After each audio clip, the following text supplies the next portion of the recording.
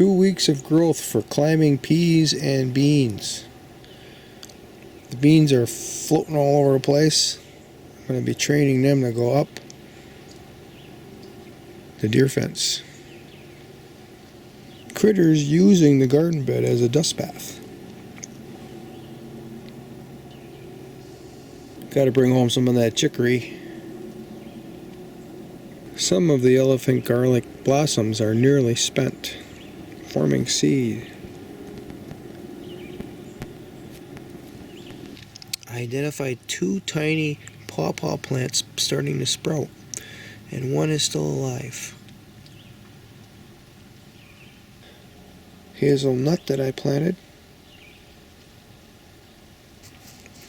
Still just might get the taste of parsnip.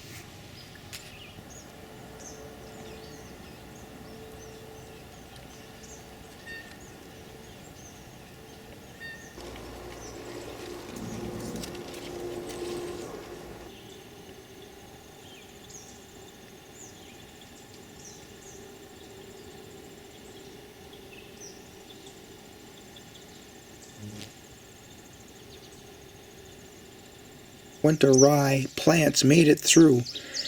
I think it's voles that's eat, but these are planted in with the fennel.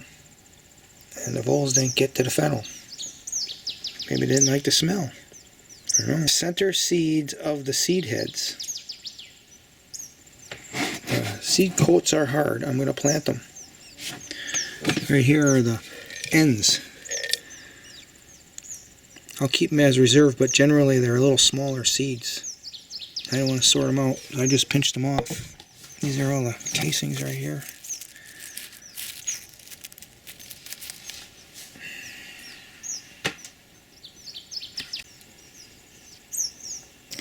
Cup plants love it here in this clay dome.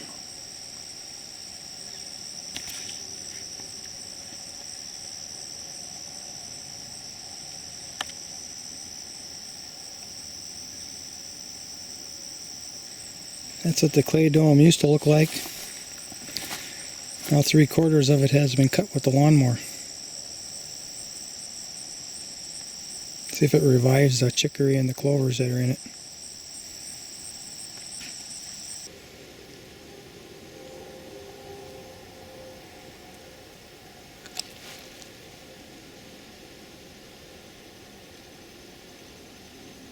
A magnificent grove of fennel. Look at that. And the pollinators are in there doing their work. They can seed. Ooh, there's lots of them. They really like this fennel blossoms. Let's see what they're going crazy over right here. Let's see this.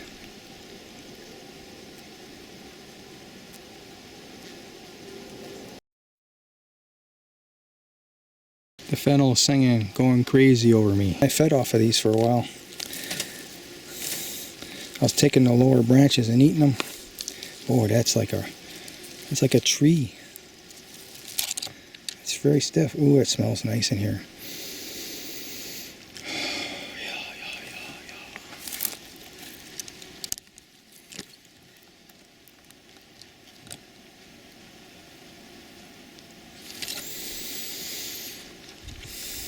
Oh, look, there's one more winter rye seed head that I missed. This is where I got the seed from that I planted yesterday. The mice didn't notice them or couldn't smell them in the fennel. Halfway high.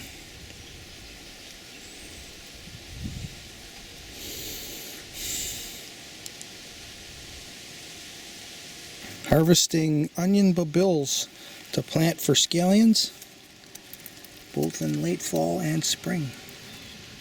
Plant them right now. It's 8/8/24.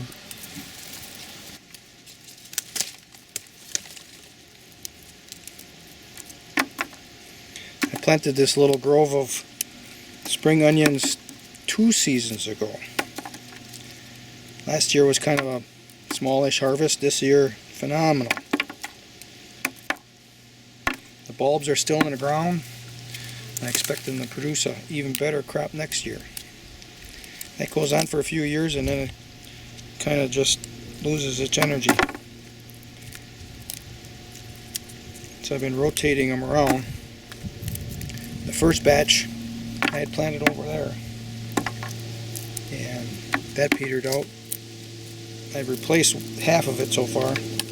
The other half I have yet to move out of there. Can either replant the bulbils and that'll reestablish itself like I did here, or I can dig out the big bulbs. But I like to plant the bulbils and start over. There might be some genetic adaptability in the bulbils where it's not in the bulb. Or maybe more genetic adaptability in the bulbils. How about that? There's a lot here, a lot more than I thought. Kind of hiding in amongst the wild plants here. I like these wild carrots because they go down deep and then they produce these compost corridors for my plants to follow down after a while.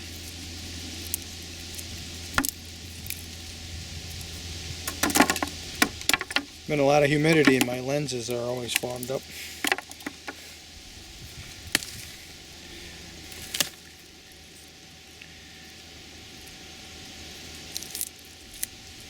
So here's a good example of a bulbil that's sprouting a shoot. Yeah. All you have to do is stick that in the ground right there, and the roots will come popping right out of here. Doesn't take long either. These things grow fast. I like to eat lots of onions. Onions and garlic. I think it's, I read something about the men needing lots of sulfur.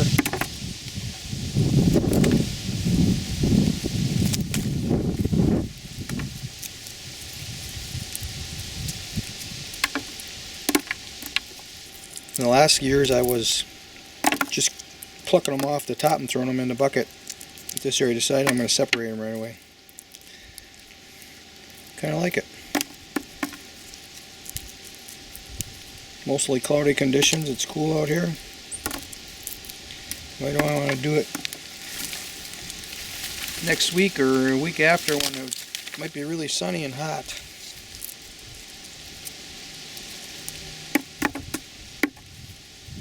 I just did half my firewood for the year. So this is a nice cooling off, contemplative time. Whatever. The breeze makes me feel like going fishing.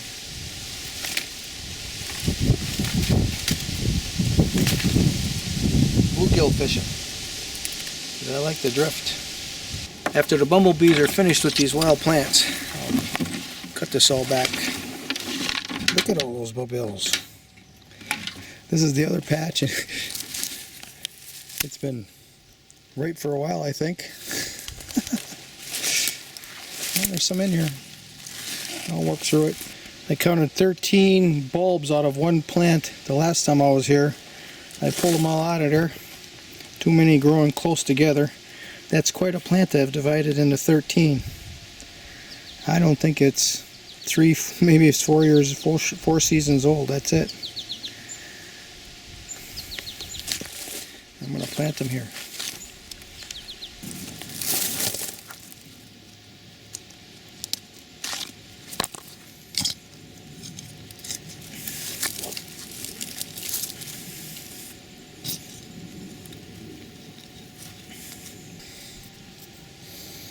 I left a nice little cavity around to pour some ferment juice into. It'll pool up there and soak in. Although this soil has been built to soak in water quickly anyway. But it's all about degrees.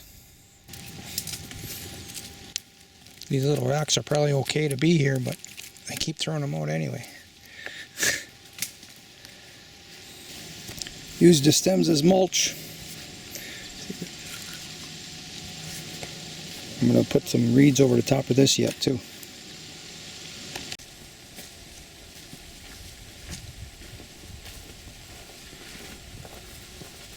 I started cutting back some of this wild growth around camp.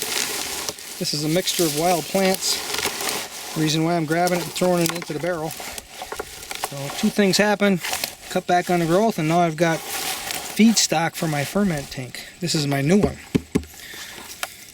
I'm going to be running with 2 ferment tanks now, because I have a growing square footage of garden beds. And I want to be able to water all the beds with the ferment water before I replace it with pond or rainwater.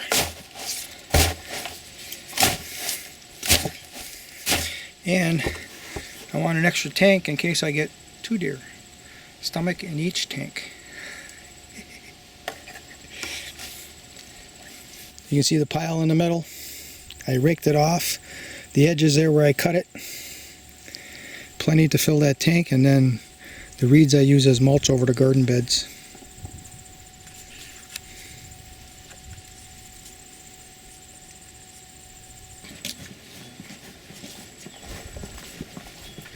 Pond water. That's where butrefaction is occurring. And that's it. There's like 12 trips. And it's full. Can harvest a deer in a month and a half. I'll have a deer stomach in there. Oh, look at that.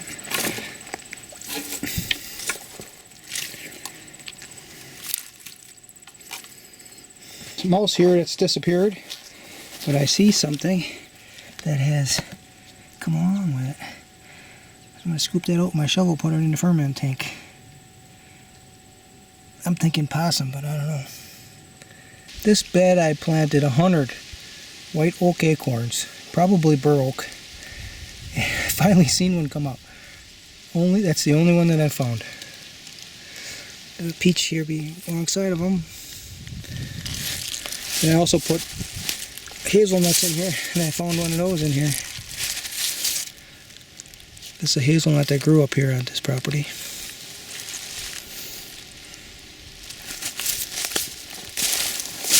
Might be some more in here, but it's getting long in the two. Oh, there's another one. There's number 2. Look at that. Oh, there's right next to a peach again. Hey. I think those out in the fall. Transplant them. I'll be alright. And like I was going to say, there might be more in here.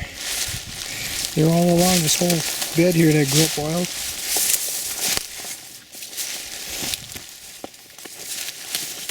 Black viper was giving some more leaves. I should pluck a few for a salad. Wild raspberry. Caged the wrong part of the bed. There's a rogue comfort here that's growing. I actually took a shovel and dug out some of the roots. I'll probably have to do it again a couple times. Or move the cage. Planted some new peas. They're coming. Beets are coming. They get to be about 3 times that size. There are some rutabagas that are still growing despite the onslaught of slugs. We're getting kind of a little late. Oh, we got rain coming. Perfect timing to get all these reeds on here. Now the rain will wash all the nutrients and bacteria and everything off into garden beds. Holy cow.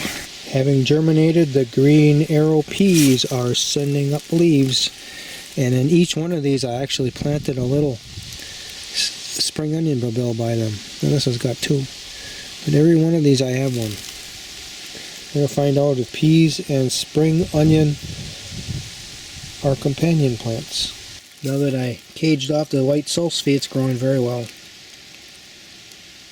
Black Cherokee beans are about to take off. 5 of them.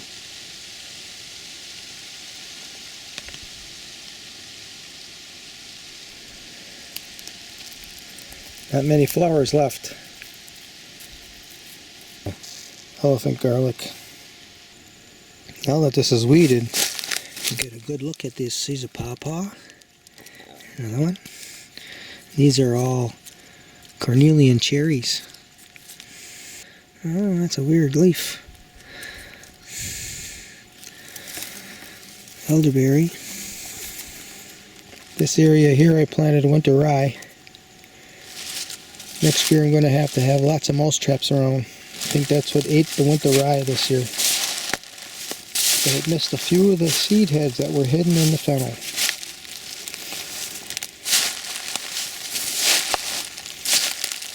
Now I'm going to see if that's good enough. Harvested garlic out of this bed. I'm going to start protecting the soil for the next planting. What I'm going to plant, I don't know. I got to think. There's a fennel plant in here, a couple of them. That'll be the fennel seed for next year. Butternut squash.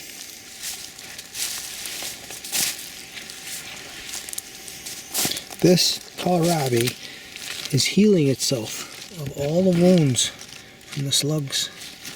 I've never had that happen before. Normally they just get rotted out. They're hollow in the middle. And this one still could be hollow in the middle, but it's still alive. Magnificent amaranth.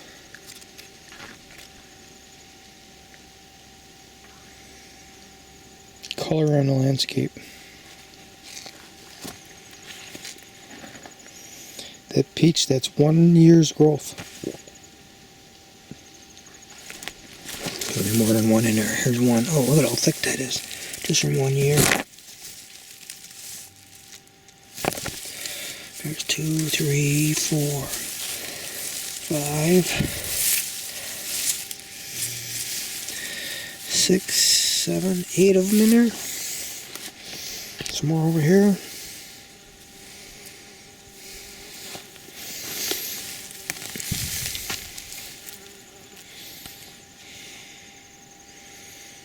This catnip just smells wonderful.